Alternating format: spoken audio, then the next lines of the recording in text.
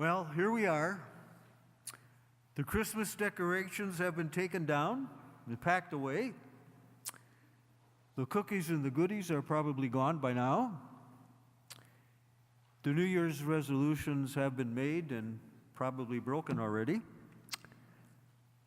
And after the joy and elation and the stress and the excitement of Christmas, we find ourselves back in ordinary time. We're back to green. The gray of winter, of course, now it's the white of winter, kind of cheers us up a bit anyway, seems endless and monotonous. After such a joyful season, it can be difficult to find joy in the ordinary. Yet joy is what our gospel is about today. The celebration need not end. We're all familiar with the gospel of the wedding feast at Cana. In her wisdom, though, Mary calls Jesus to use his gifts so the party could keep on going and the joy could be complete. We all have gifts to share with the community. Gifts that can bring joy and happiness to others, to the church and to the world. Sometimes, however, we're not aware of our gifts. I'm talking about what we can do to make life more joyful and happy for those around us, if not our community and our church and everything else. As today's gospel shows, even Jesus needed some coaxing and encouragement before he shared his gifts with others. We don't know why Jesus hesitated to share his gifts with others. Perhaps he didn't want to draw attention to himself. Maybe it wasn't time to start getting people to know that he was the Son of God.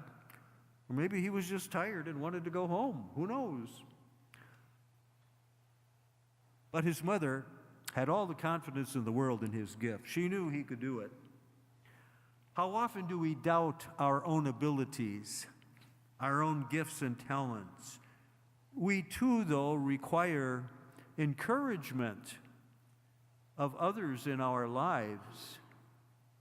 It's always encouraging for us when someone says, you know, you do that very well. You have a gift for that.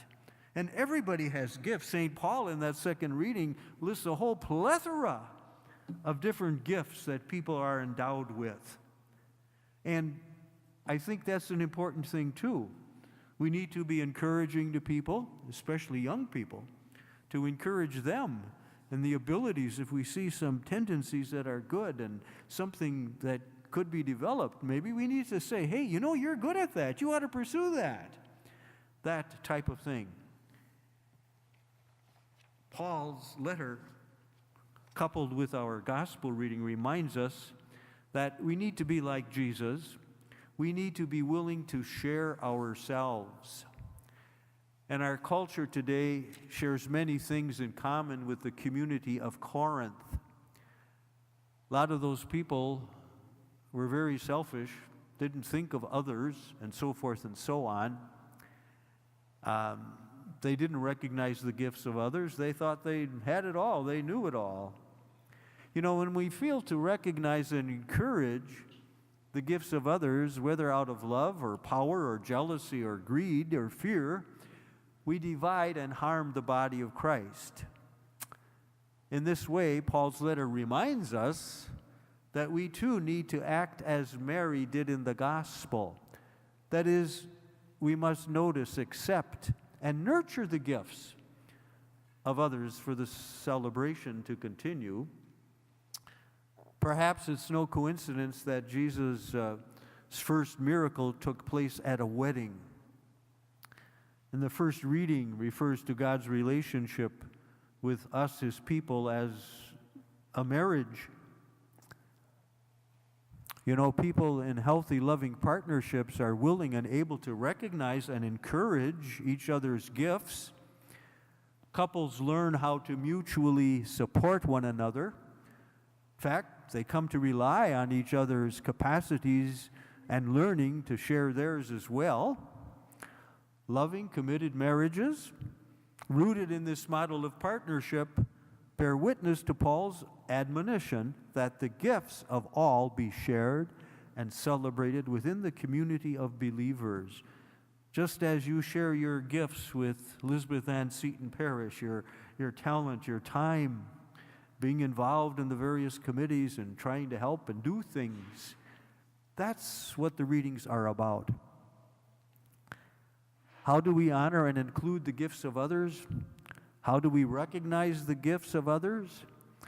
We need to have vision to see creativity and imagination. We need to say yes to the gifts of others and help them to embrace those gifts and offer them to the community. This needs to start in our own parish communities.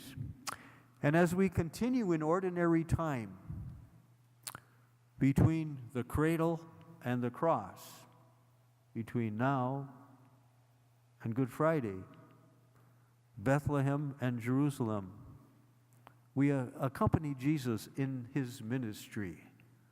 So that's the point that I think we need to recognize, to be aware of our own gifts and talents and to encourage others so that their gifts and talents will be awakened in them, and so that we all can provide, and then we'll be doing what Jesus is telling us to do. Thank you for watching this week's homily here at St. Elizabeth Ann Seton. We invite you to join us for liturgy any weekend that you might be in the area. You can contact us at mysaintelizabeth.com or on Facebook. Thank you very much.